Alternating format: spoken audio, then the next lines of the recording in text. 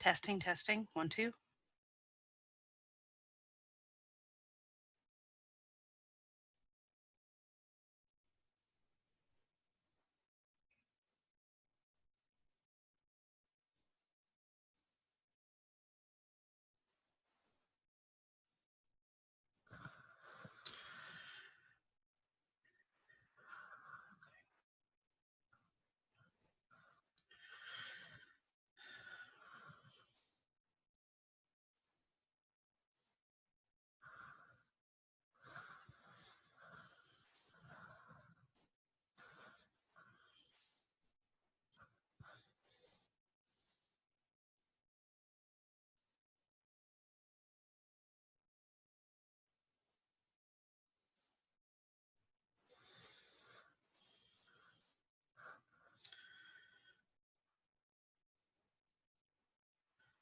How do I know it's recording?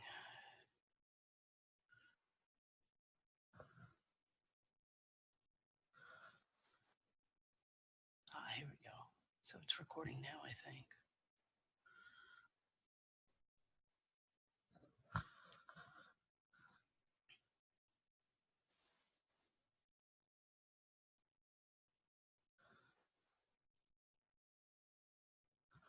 It's recording. Okay.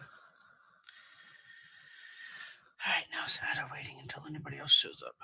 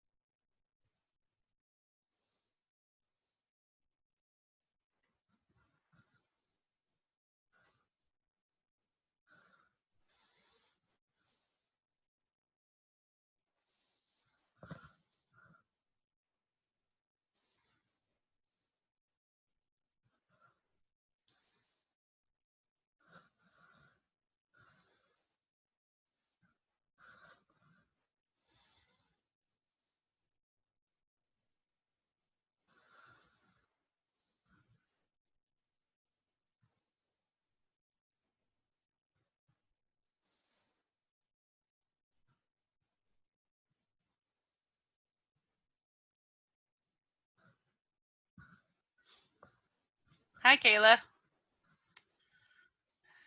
I'll let you look around and see what you can find. Should be a chat window. And I do not have your microphone muted on my end. So if you find your audio controls, you can unmute yourself if you have it muted on your end.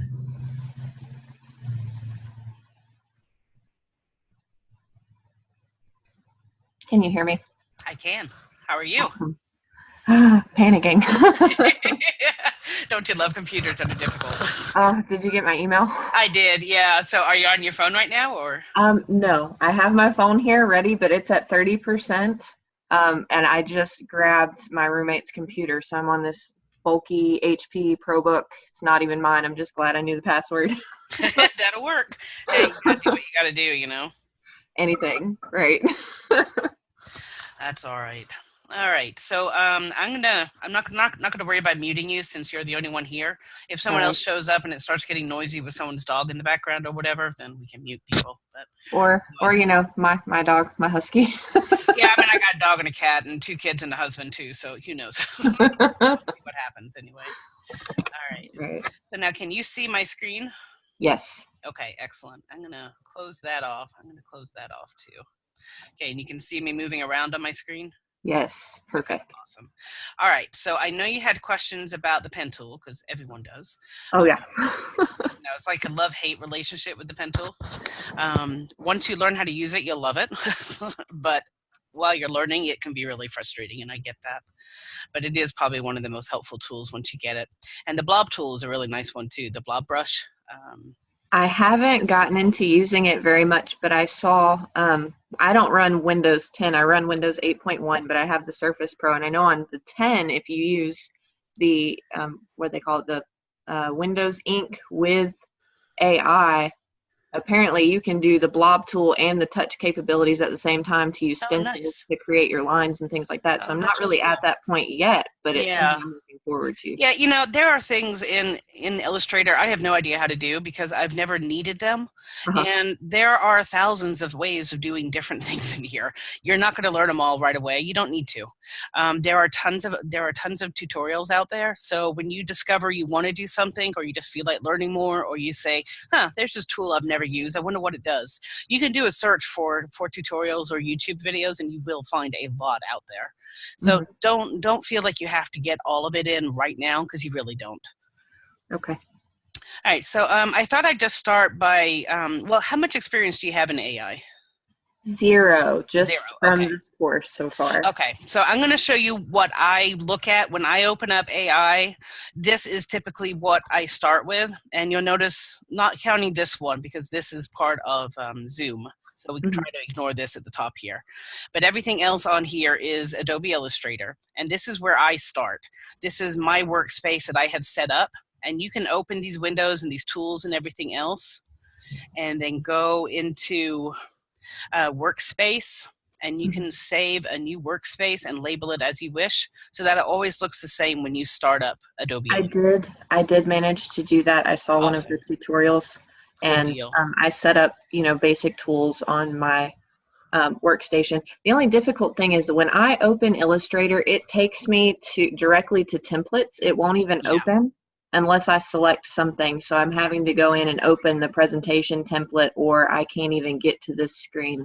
Okay, And that's then weird. oftentimes it wants to put me into touch mode because I have a touch screen. Um, Oh, right. Yeah. and Those are yeah, probably going to be under preferences. You can okay, probably change them either under these preferences for Adobe Illustrator or the general preferences for the computer. okay, So you might just want to check that, like your landing page and stuff like that. okay. It's probably a pretty minor thing, but it's there. You know, there's a lot of things in Illustrator that you can customize the way that you personally like to work. The interface is one, appearance of black. There's a bunch of things in here. You had asked about grids, so you can customize your grids here as well. And units is another one that you might want to play with. But there's a few in here. I kind of use a lot of the default settings. Just because that's what I started with and that's what I continue to work with. You know, Mhm. and I use a lot of keyboard shortcuts, but because I teach so often, I try not to use too many. They're I'll use very like the most helpful. common. Well, I use the most common ones like cut, paste, undo, things like that. You kind of have to use because you use them all the time. And there's a couple others. Where am I? Yeah, like compound path. It's not going to highlight now because I don't have anything selected. But there's a few others, and lock and unlock. These are also ones that I tend to use. Grouping. Those are pretty common ones. So I do use the keyboard shortcuts on those. But if you see me do something and you're not sure how I got there, just let me know and I can So either find out where it on is over here or give you the keyboard shortcut. on those features, group and ungroup, lock and unlock, what exactly do those do? They will lock objects so that you can't accidentally work with them. You can't accidentally edit them, and then you can unlock it as well. Oh, And that there's would be another way of doing that, and this is really the better way, is to work in layers. Have you played with layers at all? I tried to. I actually, during the pictogram assignment, managed to assign everything to one layer somehow, accidentally, when I was trying to create multiple layers. And then at one point, I did have two separate layers, and then whatever I was working with stopped working, and my Okay. shapes multiplied, and then I couldn't actually edit them, and I don't know what happened. Okay. I may have some ideas on what happened. Maybe. I'll show you what I do, and you may come to a conclusion on your own. Otherwise, we can investigate Okay. further too. All right, so a couple things that I do always leave open. I always leave my navigator open. This is how I choose to zoom in and out, and it also allows me to, oops, to find where I am and all that kind of stuff. I just like this. Not everyone likes a navigator window. I do. You know, it's a personal taste kind of a thing. Mhm. If you have navigator open, which allows you to zoom in and out and gives you the measurements or the the ratio of how close you are.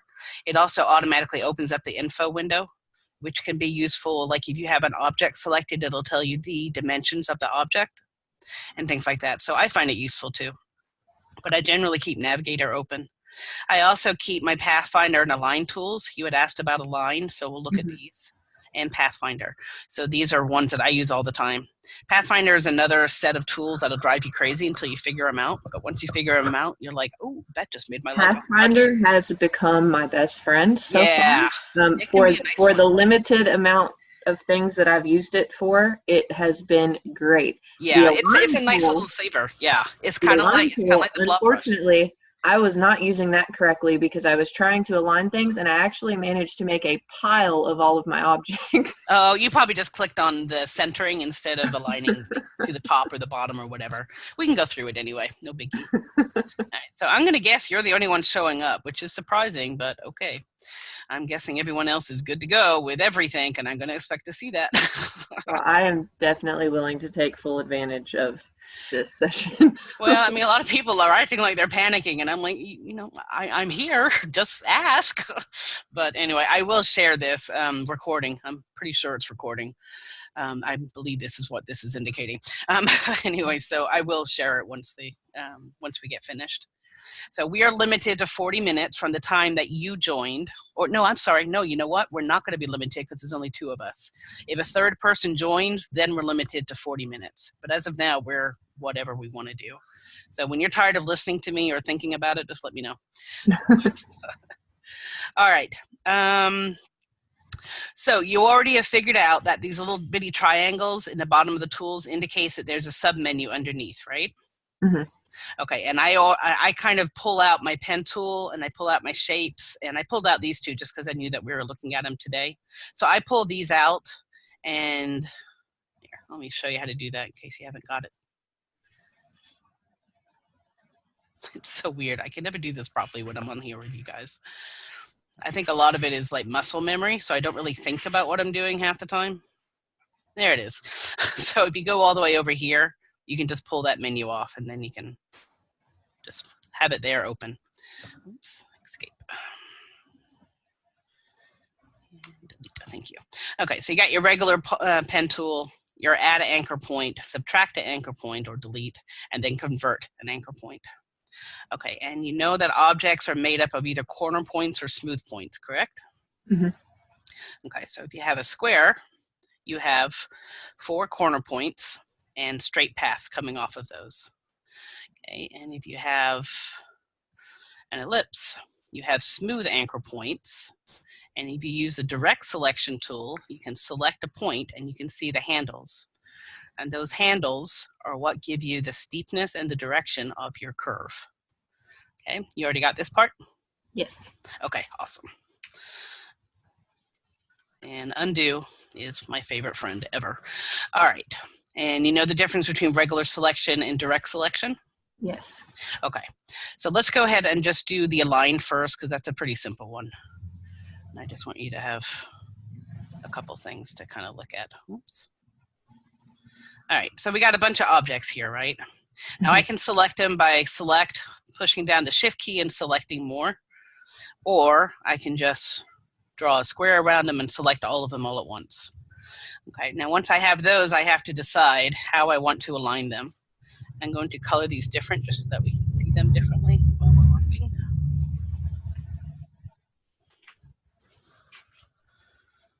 All right, so I'm going to select all my objects. I'm going to go down to my Align menu. And there's different ways to align things. You can also distribute, which is spacing them equally. Okay, so I can align all these in the center, and some of them are going to be overlapping others. So the red one's disappeared behind the yellow one here. Okay, or I can align them to one side or the other. And again, that red one is still hiding. Okay, top, bottom, or centered. And at a certain point, yeah, you can't really see too many of these because they're all stacked up. Okay, it doesn't mean they're not there, it just means they're stacked up differently. Now, if you select any one of these objects, you can also go to Object Arrange, and you can send it backwards, forwards, whatever you need to do. And there are keyboard shortcuts. So if you start doing that, you can see that tiny little bit of red is poking out. There it is. Okay, so you can rearrange all these. So this one is the smallest. I'm going to bring that to the front. Just so that this one is now always going to be on top, no matter what I do with it. I think that that's something I wound up doing with some of the objects in my layer, because the way I had worked with them and put them together, they were overlapping and I was having issues with it. And then I found the arrange feature. I was like, oh man, this is really cool.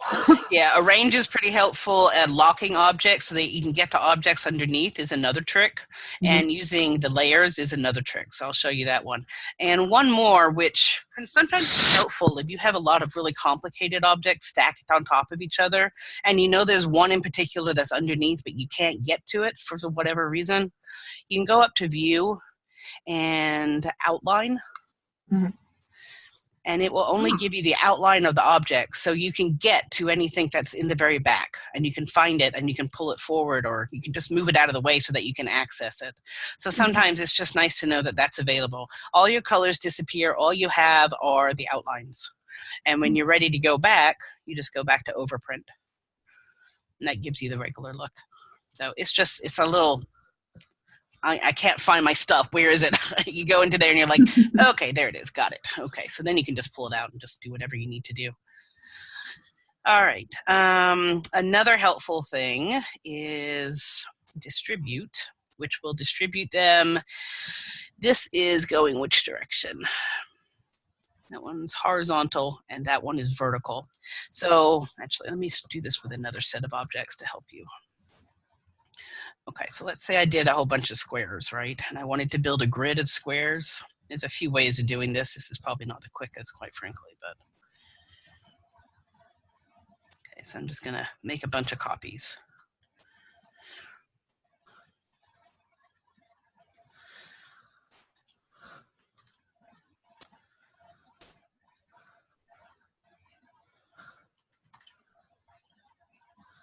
Okay, so I got a whole bunch of squares. I want these in a grid. Right now they're not in a grid, they look tacky, okay? So first thing I'm gonna do is get one of these to align. And ideally you do this before you start making copies and stuff, but I want you to see all the different ways you can do this, so. Okay. Which is really helpful, I find, because I don't always know what my next steps are going to be. And you won't until you learn the software better, and that's okay. That's how you're going to learn the software, really. It's just by stumbling through it and going, oh, look what I could do, yay! I mean, it's fun. It's a fun software to play with. Once you get over the initial, oh my God, I can't find anything, I can't do anything, it's driving me crazy. You know, once you get past that stage, it's actually a lot of fun to play with, but it does take some time to get past that initial learning curve. I've enjoyed it. I've enjoyed it so far. I think the stressful part is knowing that we have 8 weeks and that's all we get. Yeah, it's not a very long time. No. No, and if you decide to go into graphic design, or if you take more classes, you'll learn, there's some basic ones which you may or may not have taken yet, like in color theory and all that kind of stuff. So you would take those, and then you would take COM230, which is InDesign, and I forget the numbers. What are the 300 level classes is for Photoshop. So, you know, you get like these 8-week kind of primers for each piece of software. But then it's really up to the individual student to kind of start working with them more and more and to get to know them better. And you will, you know, when you force yourself to sit down and say, okay, this is what I drew on paper. I want to make this happen in Illustrator. So how do I do that? That's why I really don't want people to sketch on the computer, you know, with those initial sketches, because it really limits them as to what they can do with the software. And if they're not really good with the software yet, it limits their ideas. So it's better to put them on paper and then force yourself to take from the paper onto the screen the ideas that you want to make. And, you know, most of them are not that hard once you kind of get over the initial learning curve again. So it's all very doable. All right, so I have got these lined up in rows vertical. And now we need to get these lined up in rows horizontal. Now right now I'm just picking one row at a time. Okay, now you can also distribute these. Let's see if I get the right direction. There we go. See how these are now all nicely evenly spaced? Okay, now really it would be to my advantage to just delete these at this stage and to just do this. I'm going to group these together So I would use Apple G, or you can go up here to group them together. Now, once you've grouped them together, this acts as a single object made up of multiple objects. So now I can copy and paste, and oops, come here. And it'll keep its properties. It will. Now, if I do this with it, okay, obviously, if I want this lined up in here, then I have to select my 2 objects, because these are now single objects, and distribute them this way. Oops, hang on. Now I'm lying to you. Oops. Okay, that works too. But I still want to distribute, unless I got it pretty close, which is... Oh, never mind. You have to have more than 2 objects. Duh. Okay, so now these are pretty close together, and these are further apart. So now if I select my 3 objects, it should... There you go. Now it distributes them evenly. So it kind of takes the measurements between your 2 or 10 objects, whatever it is, and it averages out the distance, basically. Okay. All right, so that's just one way to use the align tools, and they're pretty helpful. Get those proper. I tend to be a little kind of crazy about my alignment. I can tell when something is a pixel off, and it will drive me crazy until I fix it. So I like to use my align tools a lot. You can also turn on your grid. You have perspective grid, by the way, but you just have your regular grid. And you can change these color preferences over here. I was doing something the other day. I needed these in pink, but I usually don't use pink. I normally keep them as like a pale gray color, just so I can see them, but only just, you know. I was wondering how to do that. Yeah, that's under your preferences. Helpful. And you can change how many subdivisions you have and stuff like that too. So, and you can also put them in the back so that they're not on top of your objects, which I kind of find annoying. I like them to be behind my objects. That's just personal taste, but okay, that's close enough for now. There it is. Okay, so if you go in, you can still see they're here. I think you can see that on the screen share. Can you see the blue line? Yes. Okay, but they're also behind my objects, not in front of my objects, so that makes it a little bit easier for me personally. You may also notice that I have 2 artboards here.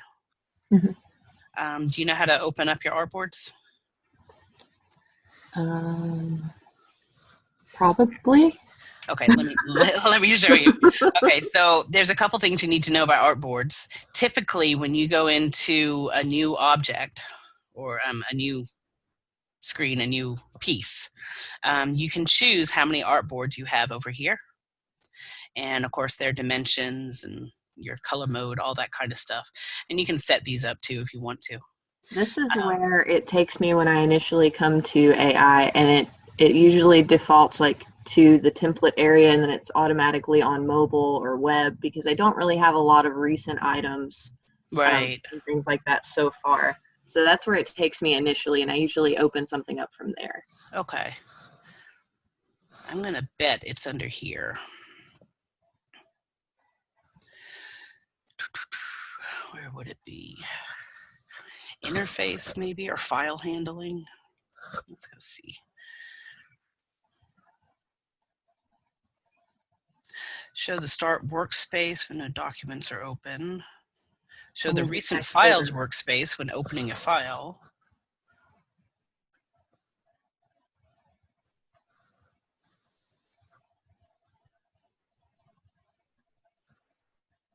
Because I think that may be it. It's not showing me the actual workspace until I select something. Okay, I think it's that preference then. That'll be really helpful. Yeah, that's under general. The yeah, have a look at these starts two. Off without that, so I scramble and I have to pause the video at first when I'm trying to work alongside with it. I'm like, why doesn't mine look like that at all? Yeah, you know, and I'm trying to think of when she did those demos. The demos I have on my YouTube page are actually from CS5, which is like 4 generations ago. So they're definitely dated, and it looks different. Like the overall look is slightly different, but all the tools work exactly the same, or at least the tools that you guys are going to use in this first 8 weeks. Some of the more advanced tools have changed, but the basic ones have not changed. So the demos that I did in CS5 are still valid for most of what you guys are doing, but it looks slightly different when you open up, just because actually interface Where'd it go? This one.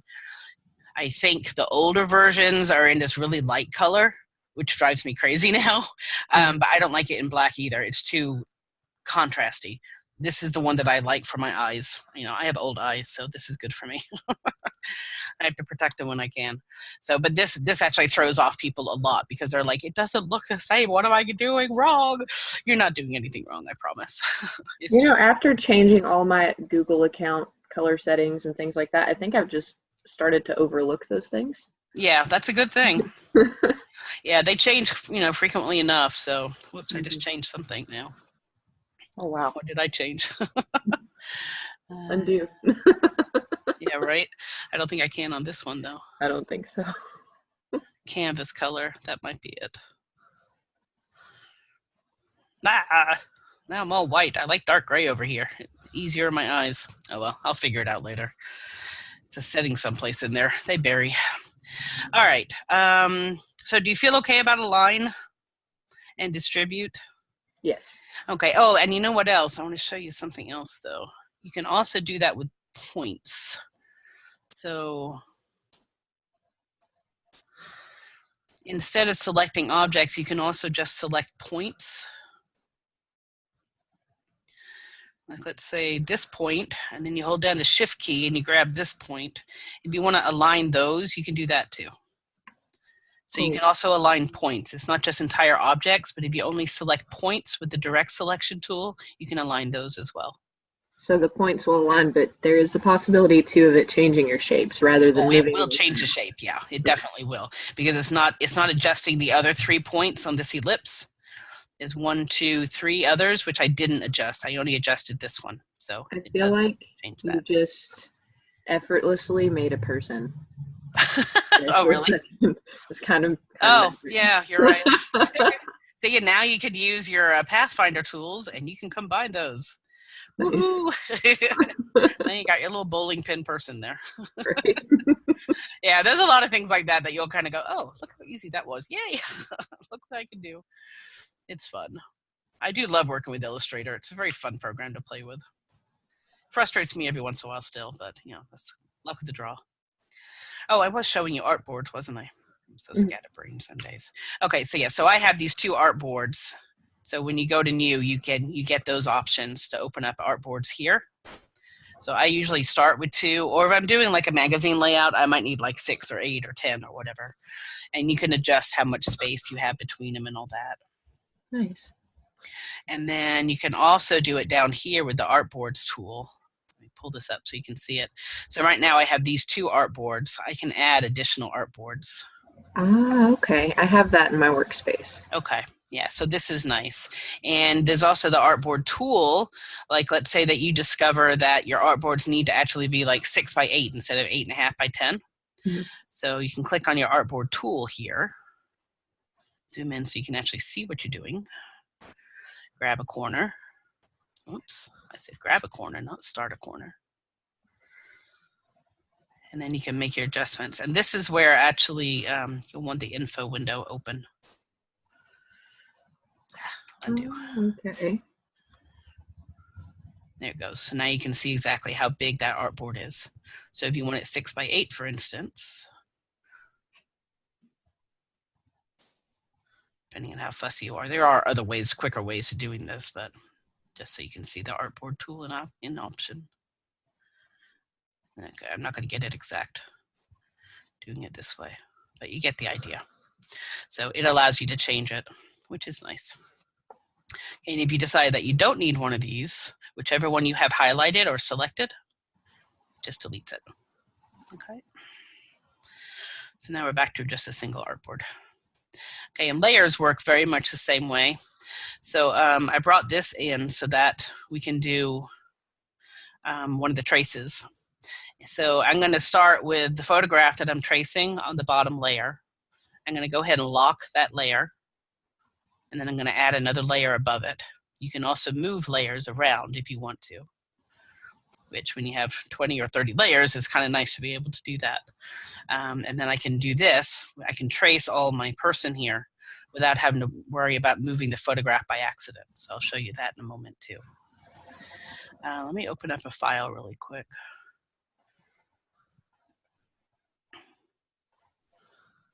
I'll just show you layers. So this is a yearbook cover I did for my kids' school.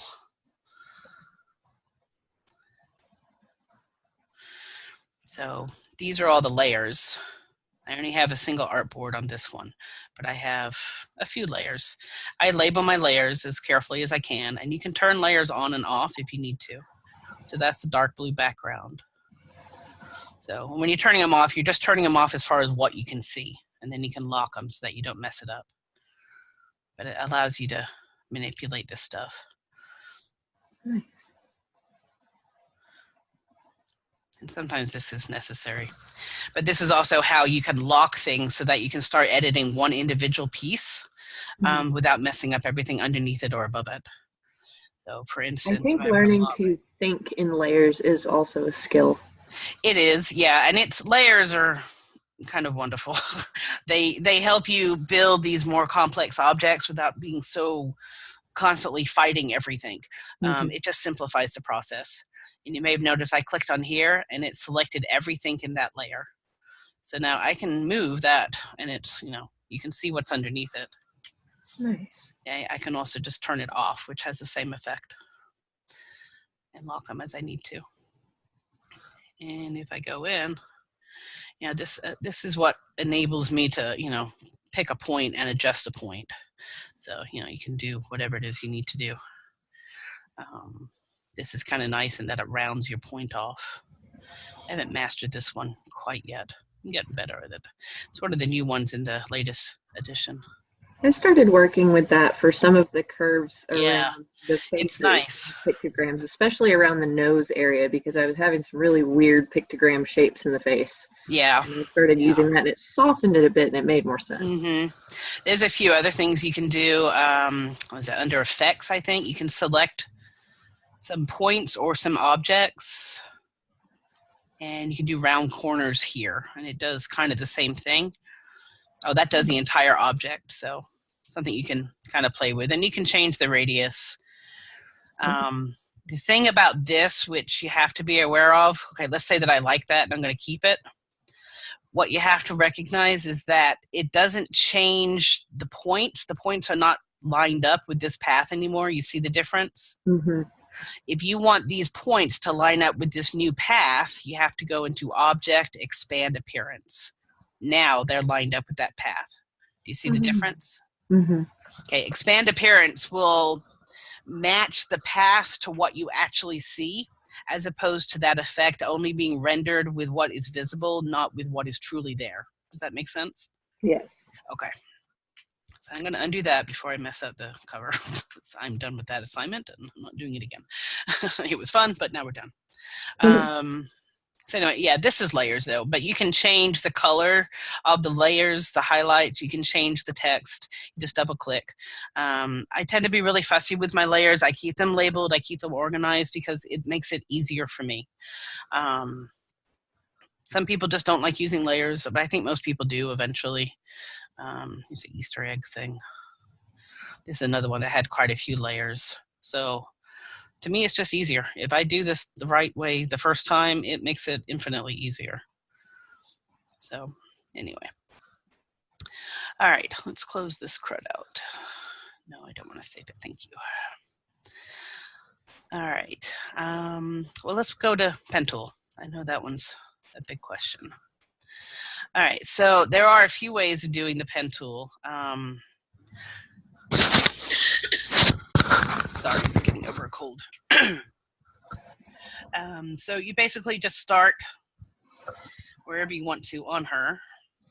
And some people will choose to do this, and they just click, they move away, they click, they move away, they click, they move away. I'm going to skip her bun here. I'm going to give her a ponytail later. Okay, and you can start with this. But of course, when you zoom out, it's going to look terrible. So then you have to fix every single point. So even though this is an option for people who are really, really unsure of themselves with the pen tool, it's not actually the most efficient or even the most friendly way for you guys to start. It really is better to start using the pen tool as it's intended right off the bat. So if I want to do a straight-sided figure with corner points, I just click and then I move it away and then I click again. If I want to do something with smooth points and with curves, then I click and drag, and then I move away, and I click and drag. And you're still going to have to go back and edit because you're not going to get these just right, especially with this low res of the photograph. And plus, you have to take a little artistic license on this stuff. I'm going to change that color a second. Make my life easier.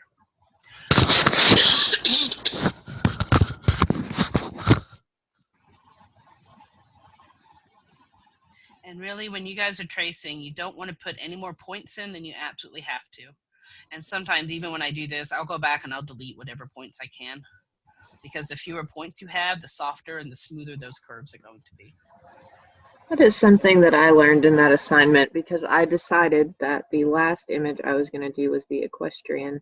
Mm-hmm. And that one was very difficult. At that point, I had kind of figured out to drag a little bit, but not as much as you're showing here. This actually looks a lot easier than what I wound up doing. And it was all fine until I got to the tail. That tail's really complicated, and you So really I kind of just made a crappy little tail and just went with it. I had to delete about. Sometimes. See, her hand is going to be weird if I leave it like that. I'll probably round that out. I think I deleted probably over 100 points in the tail and just wound up like taking points and stretching them out and changing the curve and just trying to create something that resembled a tail without going in each one of those individual hairs and trying to put too much. I think I write that in one of the announcements, so please don't feel like you have to get that precise. Yeah. You can add and delete mass, you can simplify objects as you wish. Yeah, I mean, you have to. Otherwise, yeah, your object winds up being so complicated, it's just crazy. It made sense to try to keep it simple and smooth, and I feel like the more I worked with that assignment, the better I got at it. Yeah. Did you need to use the Bezier game that I posted the link for? I did not like that. Okay, some people like that just for learning the basic skills. If you have already gotten that far, I wouldn't worry about it, but it's just something to kind of keep in the back of your head. I may still wind up checking it out. I really have enjoyed everything that I've learned so far. Well, you're probably a natural designer by heart then. It's fun, and I actually talked to Career, and they said that my personal goals and personal experience aligns with this field, even though I feel like I'm a little short on the artistic ability. But they were describing how a lot of that is skill, and it's really technical. It is. I don't draw well by hand very well at all anymore. I just really don't. I mean, whatever skills I had in college, 20, 30 years ago, I've lost most of those skills, but I can draw an Illustrator just fine. So, yeah, I mean, I'm an illustrator. I'm not an artist, I think is probably more accurate. So it is a different way of using your hand-eye coordination. And what I'm doing right now, a lot of this is just muscle memory. I've used this enough that I don't really think about what I'm doing. If I thought about this too much, I wouldn't be able to do it as well because I'd be focused too much on figuring out how to do it rather than just doing it from muscle memory. So, when I hit a hard corner like this, I don't need a curve. I'm just clicking. I'm not dragging. I'm going to have to clean this up probably all the way, but that's okay. I feel like for me so far, the most difficult part is realizing that I have to train my eye. Yeah. My eye is my biggest tool at this point. I need to have that knowledge in my head of where is it supposed to go? What happens when I do this? What happens when I do that? What does that look like? Does that look good? Yeah. Or do I just think it looks good? And, a lot of it is personal taste, too. I mean, I hesitate to tell people what to do too much because a lot of it is personal taste. At the same time, some people's personal taste is not super hot. So in that case, I need to tell them that font or that color really doesn't work. You really need to think of something else. That's probably one of my bigger issues is that I tend to pick things that just don't make sense. And I think I get more caught up in, well, how would I take in this message? Yeah. How do I convey that? But just because you can convey that idea or concept does not mean it's the right way to convey. Yeah. You know, and something which you would want to do is either take the history of design course or educate yourself on the history of design, because you'll start seeing the connotations of different color palettes and different fonts for different eras of art history. And it brings up all these different ideas.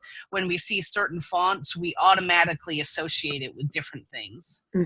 Like if I say Bauhaus, does that bring up anything? Or if I say Soviet propaganda posters, what do those look like?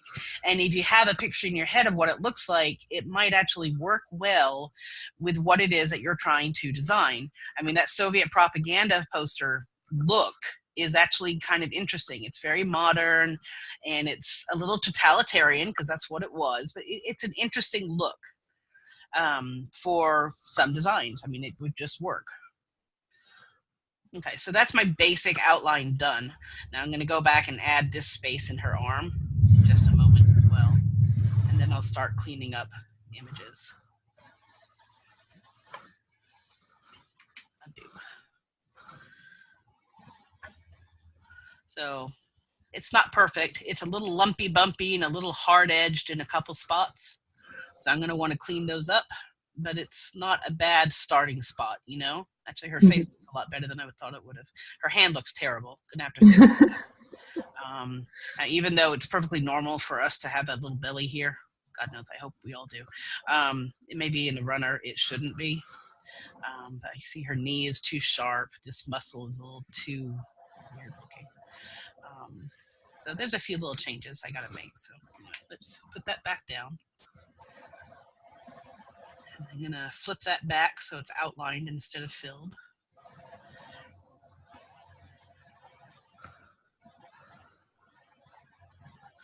And then I'm going to draw a second object in here. So that's a hard edge. Oops. I'm hearing some very strange noises in my house. What on earth are they doing? Oh boy. Yeah, like this is going to require a fix right there. She's got like an armband or something on.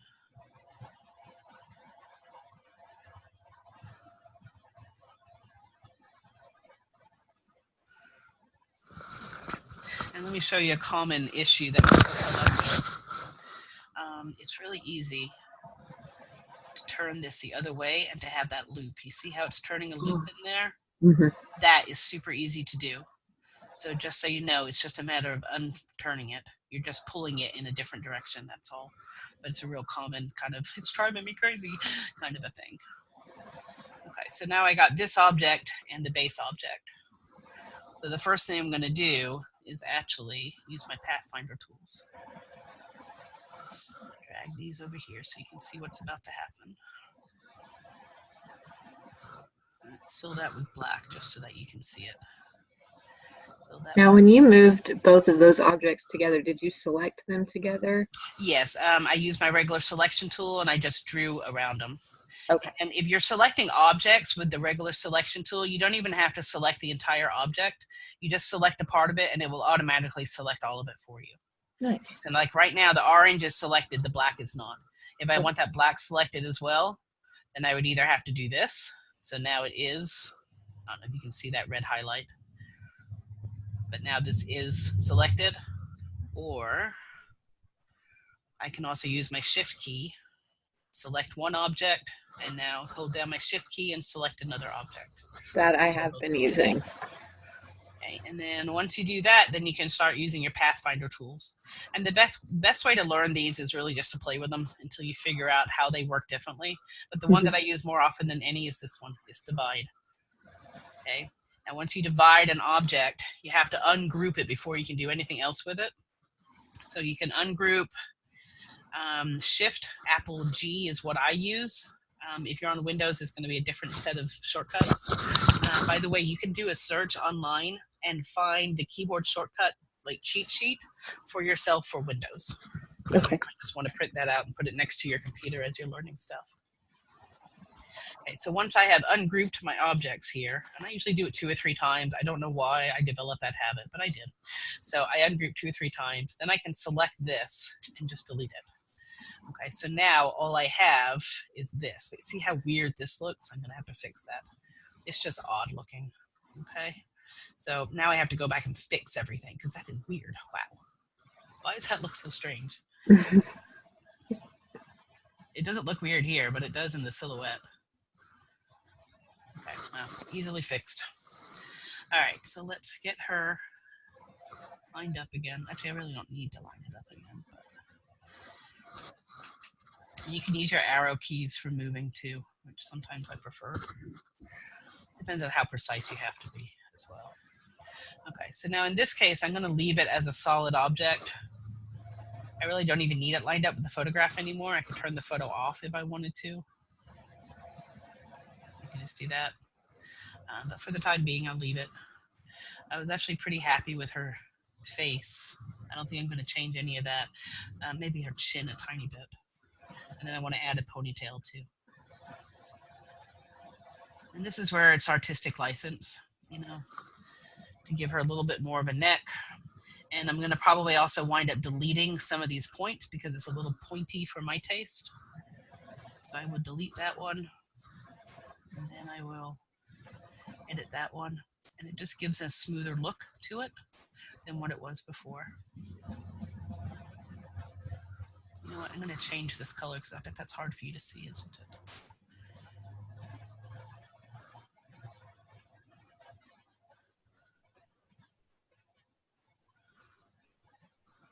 There, that's easier for you to see.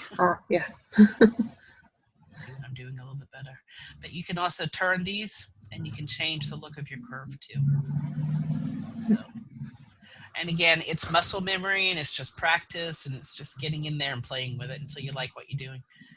And you know, some people learn it really quick and other people not so much. But it really is a matter of how much time you spend on it. When people tell me they just can't get it, I ask them, how many hours have you spent doing it? Oh, half an hour? Okay. Not enough. Not going to get it yet. You're not. I'm sorry, but you're just not. It takes a little longer than that. It's simple, but it's not that easy. You have to practice. And that's something that I'm figuring out, especially trying to develop different ways of creating water splash and things like that. But now that I'm starting to understand more how the pen tool works, I feel like that's going to go much better. Yeah, I think you'll be able to do a water splash just fine. Look online and see which ones you can find that you like. How will I make this look normal? And I'm sure you will find something. I'm just going to close her fist, I think is what I'm going to do. Even that looks bizarre. And sometimes I have to go find another picture of a closed fist and then like marry the two. Because even that is just not going to look right. Now it looks like she has like a clubbed hand. All right. Or I could extend fingers like they're extended. Maybe that would be a better choice. Maybe thumb shape, something. Yeah.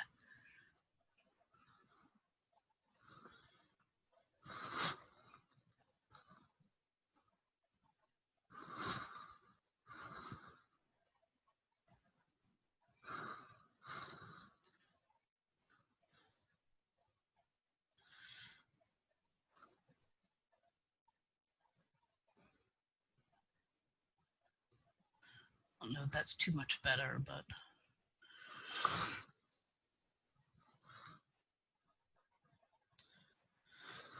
well, I think this would take a little work, but it could probably make this work in time. It's all right, I guess, but I don't love it. But I would keep working on that. You know, now it's too big as well. I'd have to make it smaller. But you get some ideas about that. And then if you want to like add a ponytail, I'm going to go ahead and just free hand draw that. Nope.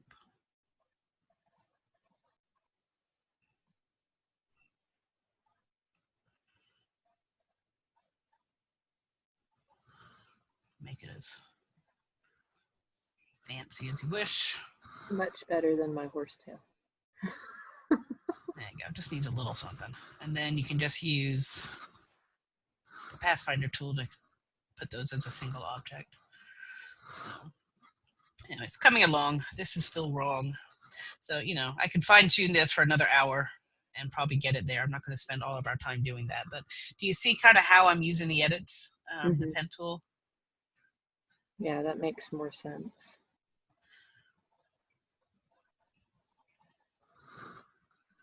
This just looks off.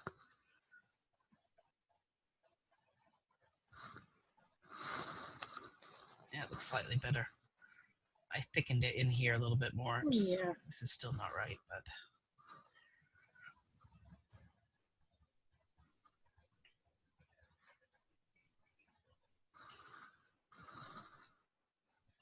that's getting better. In time, I'd get there. Yeah, I could smooth out her knee and stuff like that as well. And I would probably start deleting some extra points. I don't have too many extras in here. If you have a ton of extras, like on your horsetail, one thing you might want to know about is that you can select an entire object with all its points. Go into Object, Path, Simplify. Now, this sometimes works well and sometimes not at all. Definitely use Preview. Okay, you can see how that's way too much. But if you just do a small amount, that actually simplified it quite nicely right there. Hey, look, our hand was normal too. Okay, so it went from 134 points down to 99 points. So this is, it's only 3% change from the original. So that's another option for you. So it just simplified some of my points. It doesn't mean it's perfect. I mean, I would still want to get in here and clean some stuff up. There still might be a few too many points, really. Like in here, it gives kind of something weird to the ankle. It like softened it too much. So I would, okay, that just made it worse.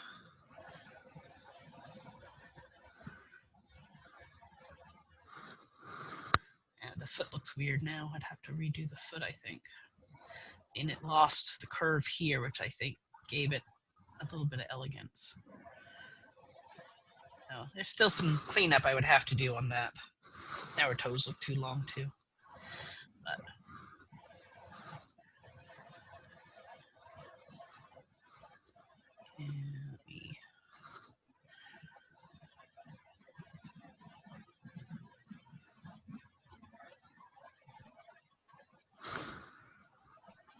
let's try.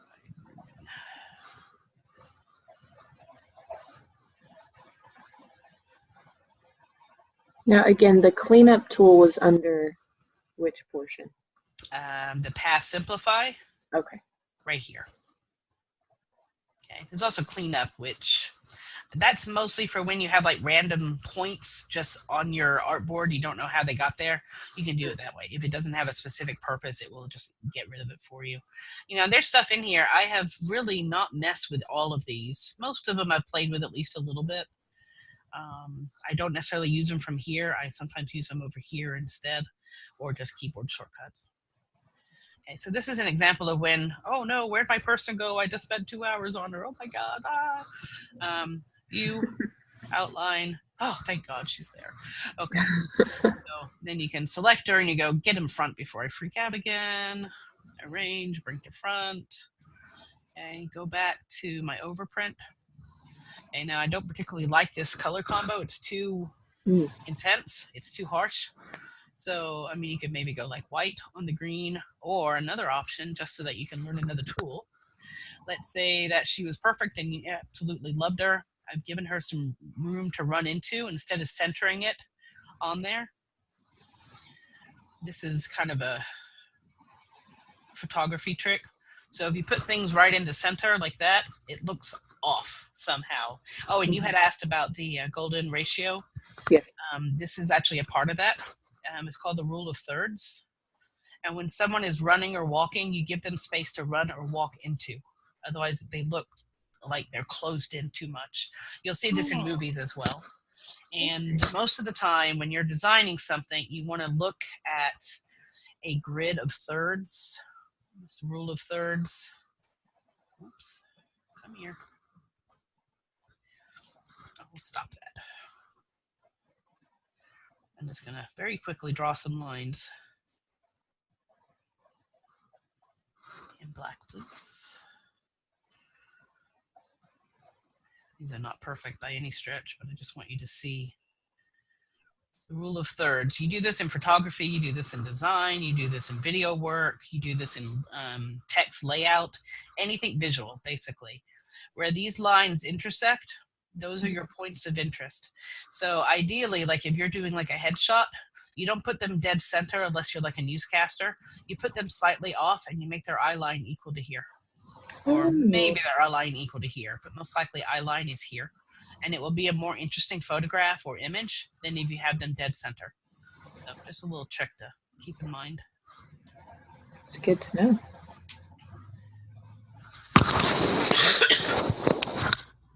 All right, so I'm going to take both of these objects. Actually, before I do this, I'm going to make a copy of her, because if I mess it up and I decide I want her back, I don't have to redo it. Okay, so now I'm going to grab the white girl on top of the green box. I'm going to use my Pathfinder tools again. I'm going to ungroup a few times. I'm going to grab her, and I'm going to delete her. Doesn't look different at all. Now I have this object, and then I have this object. And I'm going to show you a couple things. First off, gradients. Let's say I want to fill that with a gradient fill. Okay, that's great. That's awesome. Yay, yay. Okay, and I can do the same fill on here, right? But look, isn't that weird looking? The same gradient in this tiny piece as opposed to this big piece. What I can do instead is to take the big green part and this little green part. I can make them a compound path, which means they are treated as a single path. And now when I add a gradient, it's all a single gradient. Oh, Does that make sense? that's cool. Yeah, that one's a nice one to know, and I'll show you that on text as well because it's fun. You can apply a gradient across a group of letters as opposed to a single gradient on each letter. You see the difference on those? I'm going to take this back to green because I really don't like gradients on symbols very often. Personal taste. But now I'm going to take this, go into Effect, Stylize, Drop Shadow. I'm going to preview this so I can see what it looks like.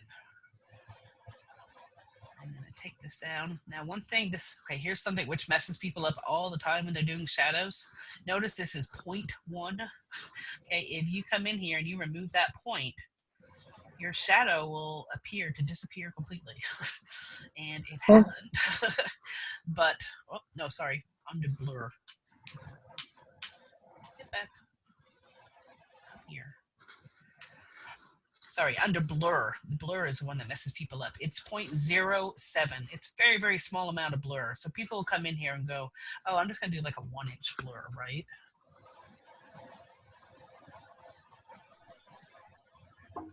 There it goes. Okay, you can still see it here. Let's say it was down to like 30% or something. Okay, now you can barely see that there's a shadow on there at all. But here's the weird thing. Okay, let's say that you're trying to move this object, right? And you're clicking over here, right? There's no object over here. So why is it still selecting? Well, you're selecting the shadow. Even though you can barely see it at all, it's there. So it drives people crazy. So it's just something you just kind of need to be aware of. You can go into Appearance, and you can find anything that's on there that you either do or don't want. So let's say that I put the shadow back on. There it goes. So now I have a shadow in here. If I click that, I can delete it, or I can go in and I can adjust it. I can go, my blur is like really huge. 0.07 is like the standard. Okay, just a subtle little definition around the object. I would not do this for a logo because shadows on logos make it so that it's impossible to have a true monochrome logo. You know, you don't have shades of gray in true monochrome. It's just pure black and white. So I wouldn't use shadow on logo very often. But for certain layouts and stuff like that, it could be useful. Could you use it temporarily just to place the lighting? Say if you were going to do like black and white and then remove it? You can certainly remove any effect under the appearance window over here. If you decide you don't like this later, So let's say, okay, we like it. If you decide you don't like that, you can just hit the trash can and it will delete that. And it's just gone. Takes a minute. It has to re-render. Oops. Why am I beeping? Oh, somebody else just joined us. Oh, hang on. Let me find out who joined us. Linda. Hi, Linda. I don't know if you can hear me or not. So, Linda, you might be able to see or hear us. I'm going to make sure that you are not muted. I don't think you are muted. There's no line between you. So you may have to go to your audio settings. You might see something that looks like this somewhere on your screen. And you may need to click on mute or unmute.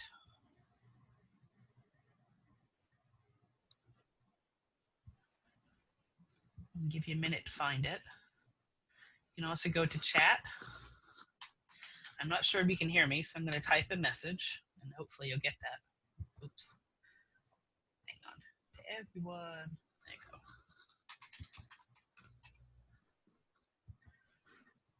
Okay, so hopefully you'll either make a sound so I know that you can hear us, or you can type back over here. But I'm hoping you can see us or hear us.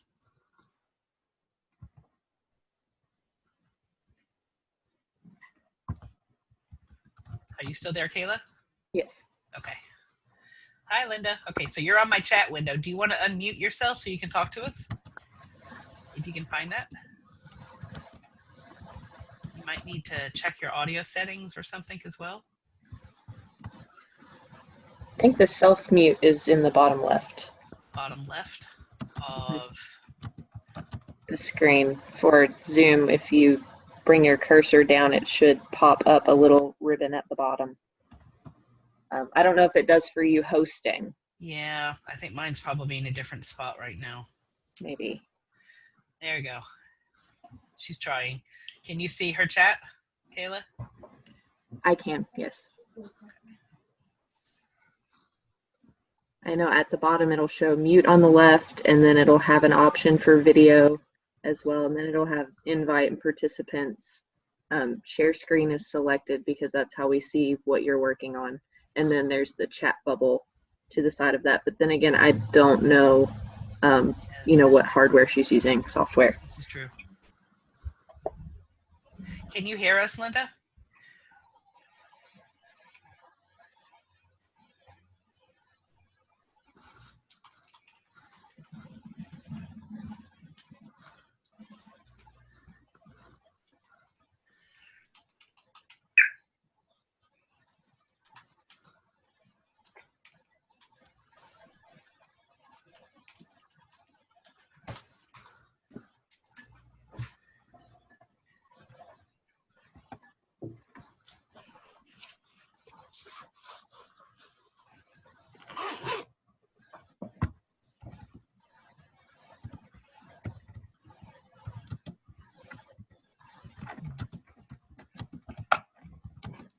I don't think there's anything else I can do it here.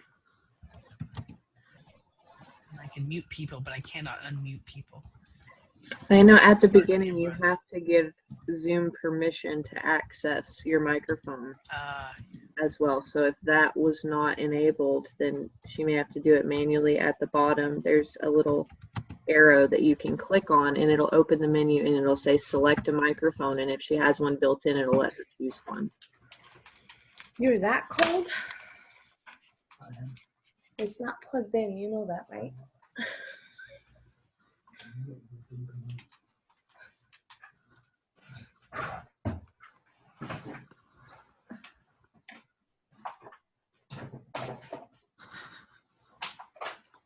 Now, Kayla, are you walking around, or is that Linda I can hear? Not too close to ammunition, thank you. I think that's Not too close to the ammunition, thank you. Oh, Linda, I think I can hear you now. Can you hear us? Yes. Ah, very good. How are you? Good, how about yourself? Excellent. awesome. All right, so now that there's 3 of us in here, we have a 40-minute time limit, okay? So Great. I've been showing Kayla, we've gone over some of the basic tools, and I am recording this, so you'll have access to this a little later. Okay, great. We trace the athlete here. We just added a shadow and kind of cut her out of this object. Okay. And then we can just give her a little definition, make it a little more interesting. Just so you can see, I'm going to put that in some really hideous color. Just so you can see how this works. Okay, so this is like cut through, which is an option. All right, so yeah, so that's basically the pen tool. Do you want to see anything else, Kayla, on the pen tool? No, I think that has helped me so far. I don't know, you know, how well Linda feels about it, but what you've just shown me so far, that was all the issues that I had. Okay. All right. So can we just go over it one more time? Well, we've been doing this almost an hour, so I can't do all of it now. We'll run out of time. Okay. Just show you a couple of the basic things. Okay. So when you work with objects in Illustrator, there's basically two different types of points. We have, here, let me change the color of these so you can see this a little bit better. There you go, blue shows up on the red nicely. Okay, so when you look at an object that has curves on it, what you have are smooth points with directional handles, and you have curved paths. Okay, and when you click with the direct selection tool on any anchor point, you can adjust the curve of that object. Okay. Okay. So that kind of gives you the ability to edit points. The other kind of point is a corner point, which connects straight paths to other corner points.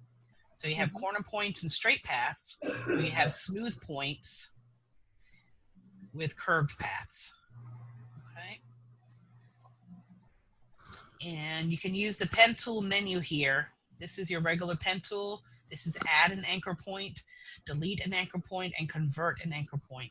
So if you want to convert a smooth anchor point to a corner point, you simply select your convert tool and then click on the point. Now it's a corner point with a straight path. Now it's curved here only because this is a curved point. So now this direction line here adjusts this entire curve, as opposed to having two different points of edit for the curve. Okay, and if you decide you don't like that, you can just click and drag it back open. When you click and drag back open, or anytime you're playing with a smooth point, it's really easy to accidentally twist it like that. And you go, what's going on? This is not right. I have no idea what I just did. All you did was just turn or flip the directional handles. So you can undo that easily enough. Make sure you're not on the convert when you do that. There we go. Okay. And you can do the same thing with convert over here. Okay. I can make this a smooth point or not. And again, it's really easy to accidentally twist it or to pull out the wrong direction, whatever the case is. But you just know it's a simple fix just by untwisting. All right. All right. Let's see. So, Kayla, you wanted to know the blob brush too, right? Yes. And were there any others that you wanted to know? It was blob tool, and then just a little bit of insight on how to create custom type. Oh, okay. Let's do type first, because I think blob brush is actually really easy. Let's do text first, because I think that's something which does kind of baffle people a lot. Definitely. All right, so I'm going to start with a couple things here. So now when you say custom type, do you mean like customizing what the letters look like? Kind of just general everything. I know, you know, in using the fonts even, there are some things that I don't even know how to ask or how to get to that point. And then, you know, I'm sure it would take up a lot of time to get into how to do a 100% custom font or type where you're going in and drawing and creating and changing things. So just, I guess more of a general overview would be good. Just working with it in general. And then the things that you can do if you have time, because time is a big constraint with a lot of the projects. Yeah, it is. And again, the more you work with it, the more you practice with it, the easier everything gets. Mm-hmm. Okay, so I just created a piece of text.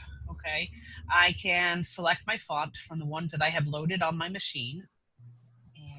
And if you're with Adobe CC, you can also add fonts from your type kit. Never add a font to your machine that is not licensed for general use by anybody. If it has any kind of restriction on it, do not download it. It's not worth the hassle.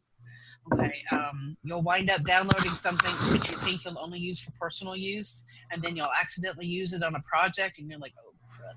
Now I have to go back and redo it all because I just used basically an illegal font. And you can't do that. You'll get caught, and it's just not worth the hassle. So only download fonts that are legal for commercial use, basically. Okay. So yeah, you can see I've got a lot of fonts on here that I'll use once or twice maybe, and that's about it. This is one I like using for my kids' school. They have a few events, and this is one of the fonts that I use for them. It's good for elementary school. Another one I like is the Soup for, it's a weird name. Soup for Justice, that's another one. It's just a funny name. But anyway. All right. So when you're working with type, you have the character window here. And if you don't see all of these, click on this little double-sided arrow here, and it will open up different parts of your font, or your character window, rather. So here, if the font has the ability to do small caps, you can change it here. Some do, some don't. Here. So if I put that into, say, a nice basic font, Gill Sans is always a good one. Okay, so this is just regular lowercase. I can click on small caps or all caps. Okay, I can change the size of my font here. I can change, if I want to, when I stretch this manually, I accidentally stretch my scale. I very, very rarely change the scale of a font, because once you've changed the scale of a font, you have to remember to do it every time you use that font on that particular design. So I try to never do that, or I do it at the very end for everything all at once. Otherwise, it gets to be a real pain in the butt. Okay, and you can also change what's called kerning, or it's the spacing between your letters. And you guys have probably seen me type in something about how when you space letters further apart, depending on the font, of course, this one doesn't really apply, but when you use a more elegant font and you space the letters apart more, it gives it more breathing space and it just looks more sophisticated. So if you're working with a logo on a brand that is a more expensive brand, you probably want to space it out a little bit more. If you're doing something for a more economical company, such as Walmart or Best Buy, or something which is well known for being affordable, then you can go with a more tightly spaced font. That's just kind of a general kind of a thing. You don't want to go too tight, however, because then you'll start touching the letters, which can work for some things, but you have to be careful that you don't put yourself up like that. Okay, so if all else fails, just go with the standard. You can also hand kern or hand move these letters, and I'll show you that in just a minute. This is also spacing above and below line that it's set on. That makes more sense if I turn the grid on. Let's see what it does.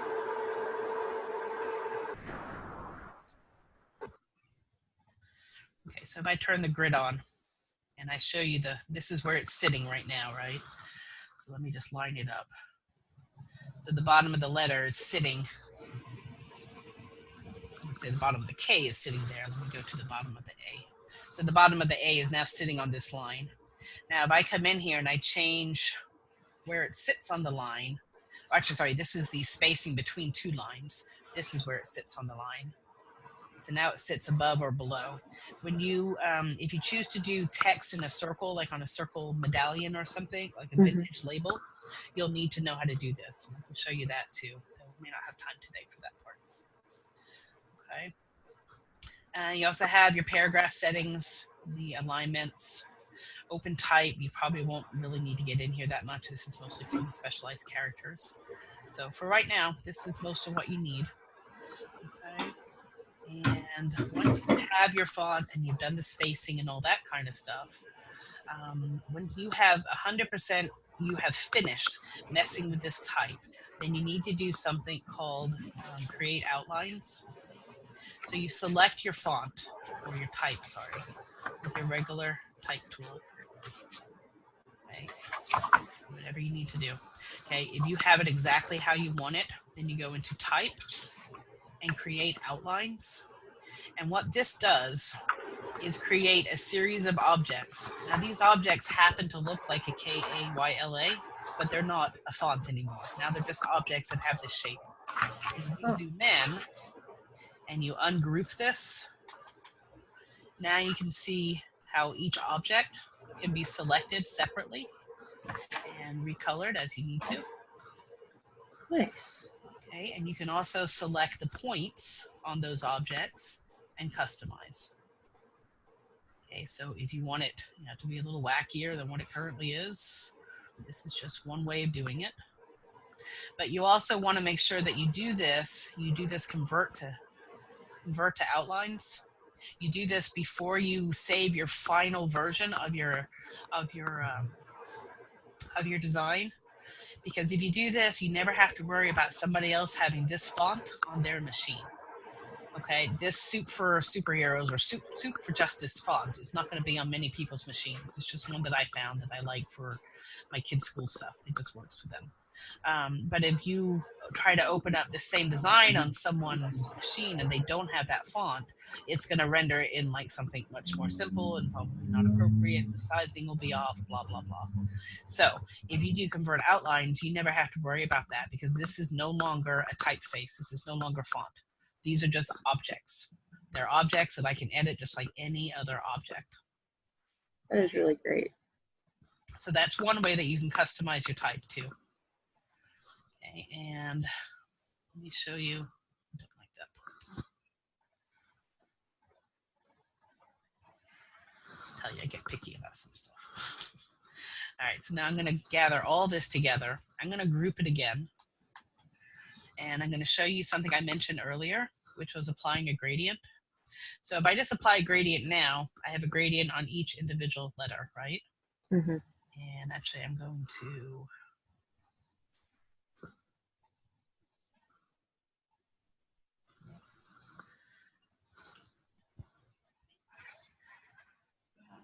gems and jewels. Let's try that one.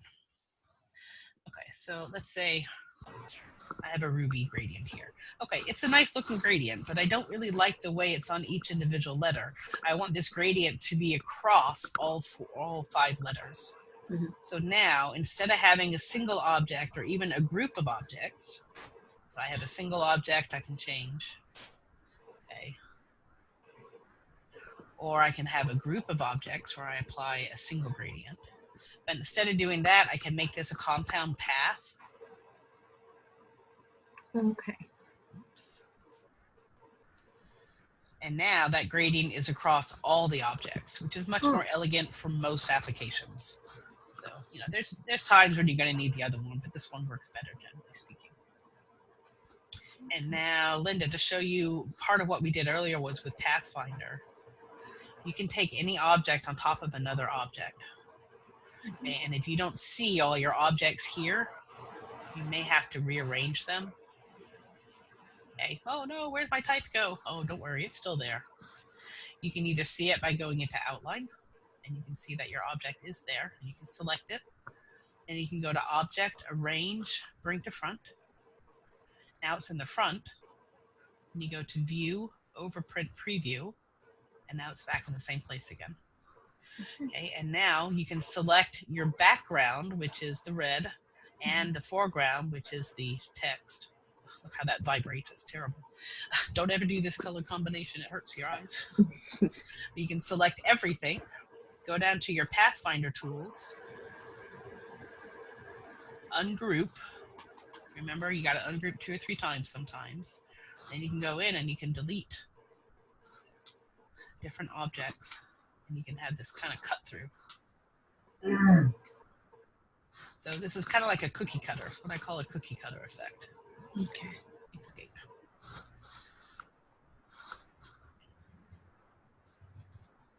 And now, even though it's hard to tell, whoops, hang on.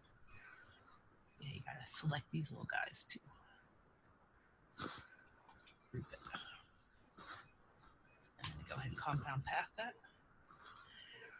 And now this is actually a cut through. Okay, so it's more like a cookie cutter. Are you using shortcuts to actually cut the letters out? I use the Pathfinder tools, but then as I was selecting them, I like here. Let me undo a few steps. Because I did use a few in there. This is just undo. Your best friend ever is undo. Yes. Okay. Apple Z is for me. If you're on a PC, I think it's Control Z. Control Z. Yeah. Okay. That's your best friend. Learn that one first.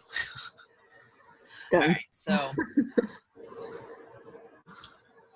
How far back did I go? Okay, I haven't even cut through. So right now, I'm going to use my regular selection tool, select the letters, and I'm going to select the red background. I'm going to use the Pathfinder tool down here, divide. And you can try some of these others too, because they do kind of the same thing in a quicker manner, but sometimes you don't want to do it that way because you need to save different parts or apply different effects to them.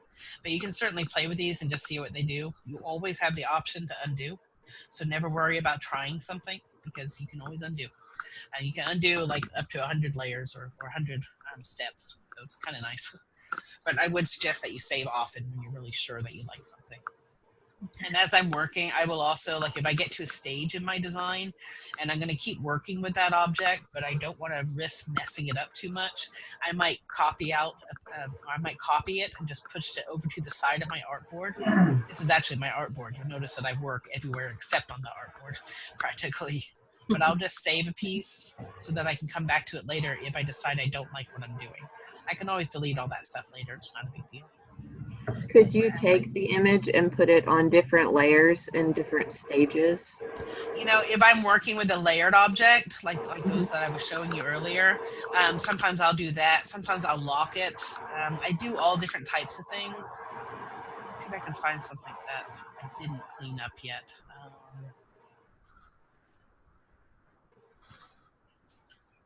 I don't know if I cleaned up all these early versions.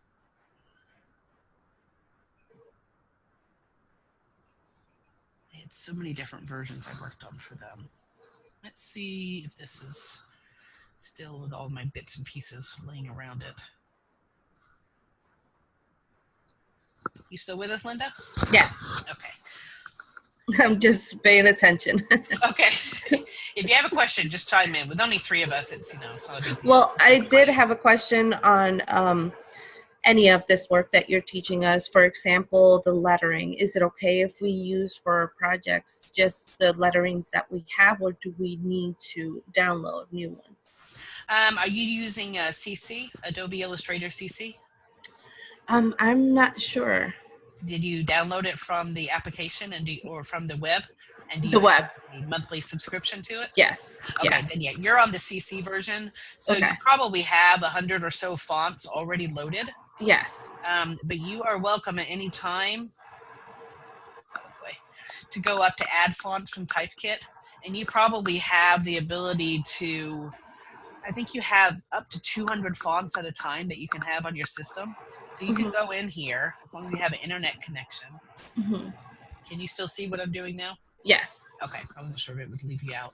You can go and you can find fonts in here, and you can download any one that you like. So if you decide, I like this font, but it's not quite what I'm after, what else could I find? Go in here, and sans serif doesn't have the little feet. Serif does have the little feet. Slab is when it's the same. Here, let me show you this one. I think the video kicked out for that portion because now it's just your artboard. Okay, hang on a sec. Let me go to new share. Can I just share everything? No, it won't let me do that. Hang on. Desktop? Desktop will share everything. See if this works. Oh, there we go. Fonts now? Okay, let me go back to how I got in here so that it's not completely mystery. Okay, so back into types. So you go into here, you go up to add font from Typekit. You guys both see that? Yes. Yes. Okay, so you click on that, then it takes you out to the web. Okay, and this is the Adobe Type Kit. So this is a part of your subscription. When you subscribe to CC, you got a bunch of extra stuff which you probably don't even know about yet. And this is one of those. So there's a whole bunch of stuff in here that you can download. And I think you can have, I want to say 200 fonts at a time, which is probably more than you'll possibly want. But hey, they're there if you want. But as you're looking at these fonts, does that zoom in at all for you guys? Oh, yes. Okay, good. Okay, so you see how this is like really, really skinny and this is really, really fat, right? Yeah. So I mentioned this in one of my discussion posts Friday maybe, how if there's a really strong difference between the skinniest and the thickest part, when you start scaling down on this, it makes it really, really hard to read. So this is not particularly, where'd it go? A great font for a logo, simply because when this gets scaled down, you're going to lose parts of the letter. Okay, so it's more difficult. If you use what's called a slab serif, now, like this is a good example. See how the thick and thin is really very little difference between the thick and the thin, and the serifs are more or less the same size as the bulk of the letter. So this one will hold up much better for scaling purposes. Okay. Okay, and then the other type is sans serif, so that doesn't have any feet at all. So it's just a very plain, no feet on the letters. It's more modern looking, it's cleaner. It's more economical looking as well, so depending on the connotation that you want the font to have, there are some that are more appropriate for your logo than others. Okay. So, you know, for the, which logos are you doing? You're doing Little Guppies, Kayla? Is Yes. that you're working on? And Linda, which one are you working on? The bakery, upper crust bakery. Okay, so now the bakery is interesting. Well, really, they both are. The bakery, they kind of have this old world style for them. So I would probably go with a more traditional font. Nothing in the decorative realm because it's too trendy and it's too hard to read. Nothing in black letter, just drive you crazy. But something in the nice slab serif or even the serif, if it's not too extreme, could work really well. Slab serifs tends to look a little more modern. Like this is a nice looking font. It's got a little bit of curve to it, so it kind of is a hint towards that old world French feel. But it's a nice clean font. I mean, I would like that one. There's a few. I'm gonna have to change a lot of things. I That's already okay. submitted That's my what work, we but lived before. You know, yeah. The first 3 or 4 weeks of this class is really a time for you guys to get acclimated to the software. The last 3 or 4 weeks of the class is when you start fine-tuning everything and making changes and saying, okay, now I get what she said about this font. It really is not working. Let's go see what else I can find. That's, you know, you just start playing with it. Yeah. Software requires all kinds of just playtime more than anything else. It's playtime. And the more you work with it, the better you're going to get at it.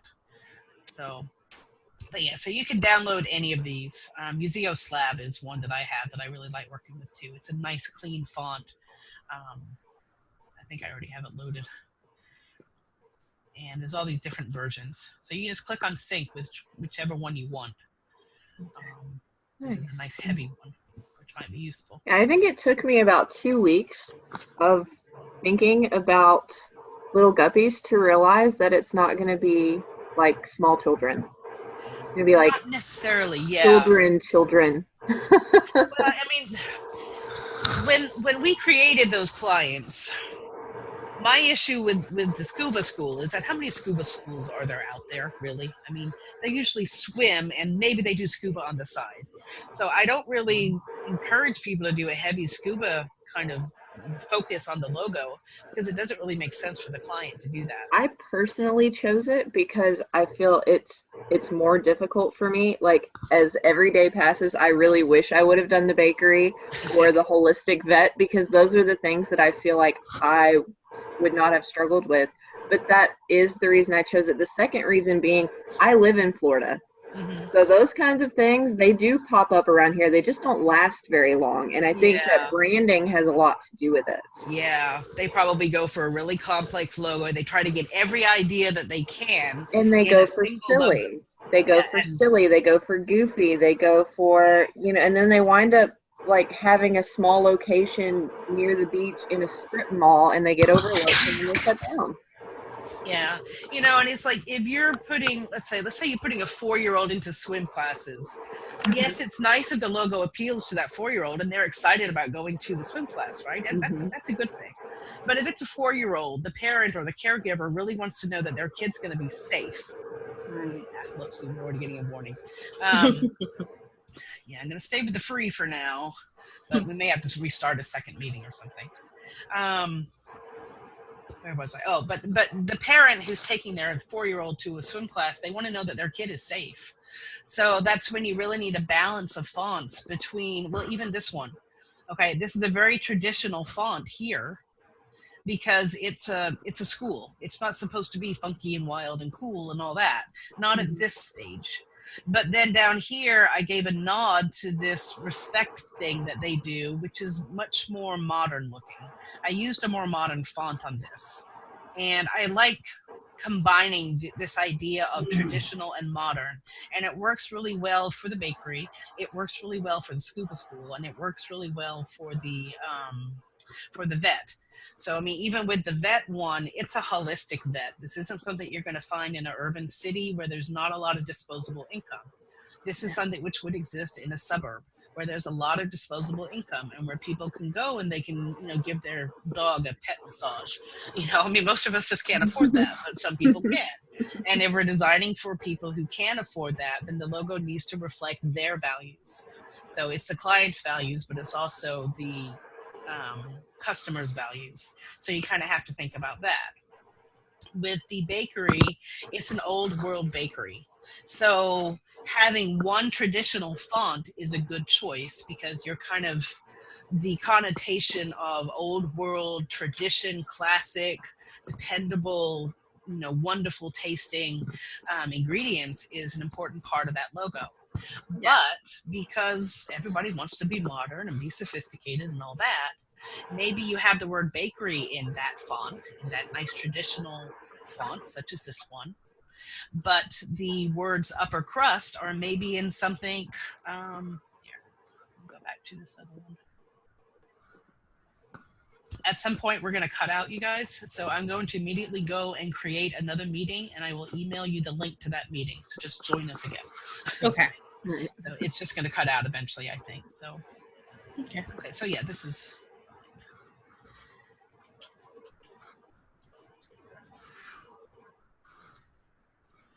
So maybe upper crust would be in something.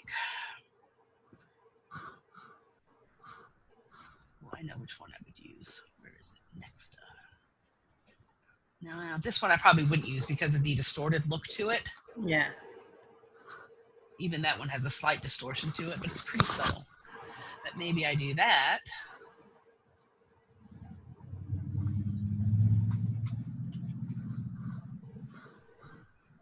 And then I do.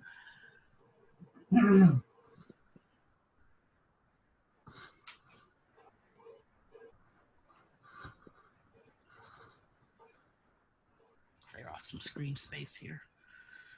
I don't even know if that's an option. Actually, I'm going to delete that a sec.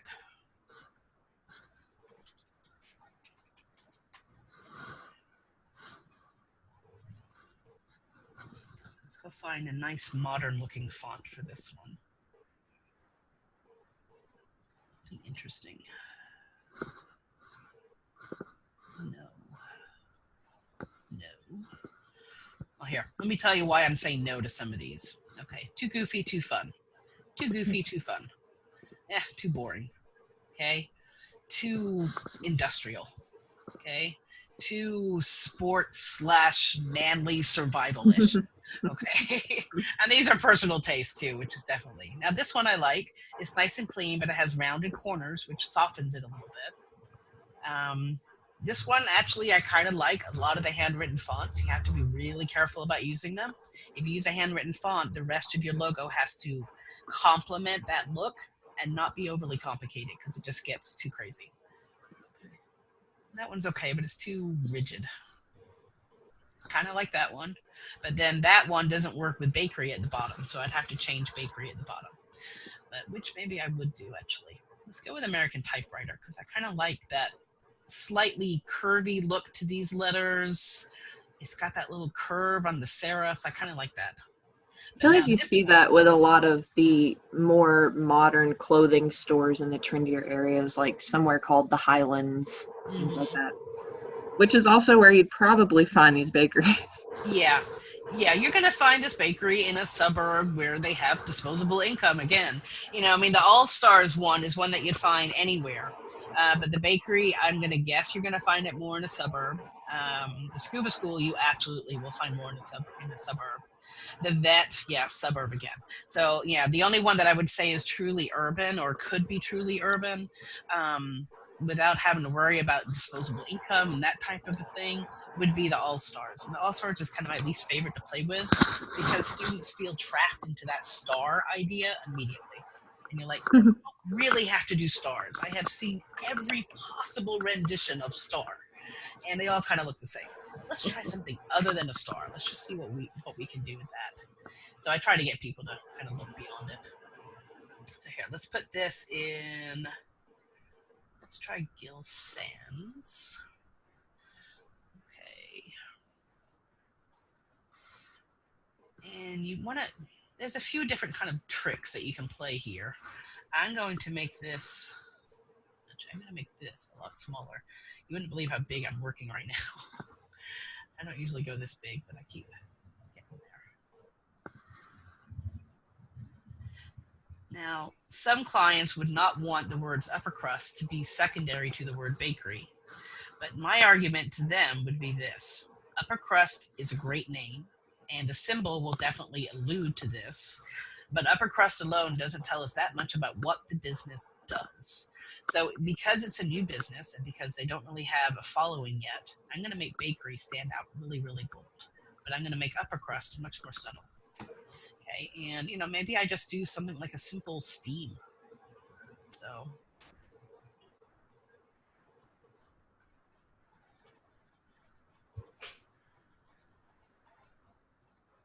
that's not a good steam, but you know what? This is a good chance for me to show you another tool. Let's go down to blob brush because we wanted to learn that one anyway. Yes. So blob brush is fun. It's really for inking more than anything, but you can use it for stuff like this if you want to. But it's really best for inking.